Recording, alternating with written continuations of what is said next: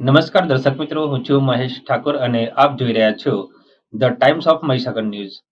નજર કરીએ આજના મહત્વના વીરપુરના જોધપુર ગામે નિરંકારી ભક્તો દ્વારા સ્વચ્છ જલ સ્વચ્છ મન પરિયોજના અંતર્ગત તળાવની સ્વચ્છતા કરવામાં આવી. વીરપુર તાલુકામાં નિરંકારી મિશન દ્વારા પ્રોજેક્ટ અમૃત અંતર્ગત સ્વચ્છ જલ સ્વચ્છ મન પરિયોજના અંતર્ગત કાર્યક્રમ યોજાયો હતો. અમૃત પરિયોજના અંતર્ગત સ્વચ્છ જળ સ્વચ્છ મનનો શુભારંભ કરાયો હતો, જેમાં સવારના 12 વાગ્યાની આસપાસ નિરંકારી ભક્તો વીરપુર તાલુકાના જોધપુર ગામના ભાતીજી મંદિર પાસેના તળાવના કિનારે જાડી ઝાખરા, પ્લાસ્ટિક કચરો વગેરે ગંદકી સાફ કરી સ્વચ્છ જળ સ્વચ્છ મન અને સ્વચ્છ જળ સ્વચ્છ વીરપુર થીમ સાથે તળાવ ખાતે સાફ સફાઈ કરવા ઉતરી પડ્યા હતા.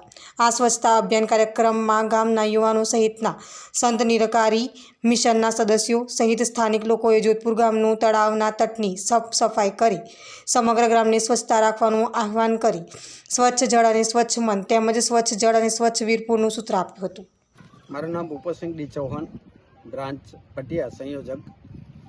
આજરોજ સદગુરુ માતા સુધીક્ષાજી મહારાજની અપાર કૃપાથી પૂરા વિશ્વભરમાં પ્રોજેક્ટ અમૃત સ્વચ્છ જલ સ્વચ્છ મન અનુસંધાને લાખો સંતો આજે આ એક સફાઈ અભિયાનનો કાર્યક્રમ કરી રહ્યા છે, જેની અંદર પૂરા ભારત દેશની અંદર કરીબ લગભગ 1500થી ઓવર જગ્યાઓ પર, જેમાં નદી, મંદિર, તળાવ આવા સ્થળો ઉપર સફાઈ અભિયાનનો કાર્યક્રમ રાખેલ છે. તો આ એક મોટામાં મોટું સ્વચ્છ મન સ્વચ્છ જલ કે જે અનુસંધાને આ કાર્યક્રમો ગોઠવેલા હોય છે. એમાં આજે સ્વચ્છ મન તો ઇન્સાનનું થઈ રહ્યું છે, પણ મન બી ક્યારેક બગડતું હોય, જે જલ ખરાબ હોય તો એના અનુસંધાને પણ માણસનું મન બગડે, તન બગડે. તો એ અનુસંધાને સદગુરુ માતા સુધીક્ષાજી મહારાજે આ એક સુંદર ઝુંબેશ, એક સ્વચ્છ જલ સ્વચ્છ મન અનુસંધાને કાર્ય કરી રહ્યા છે. તો આ એક મોટામાં મોટી એક સદગુરુની કૃપા છે.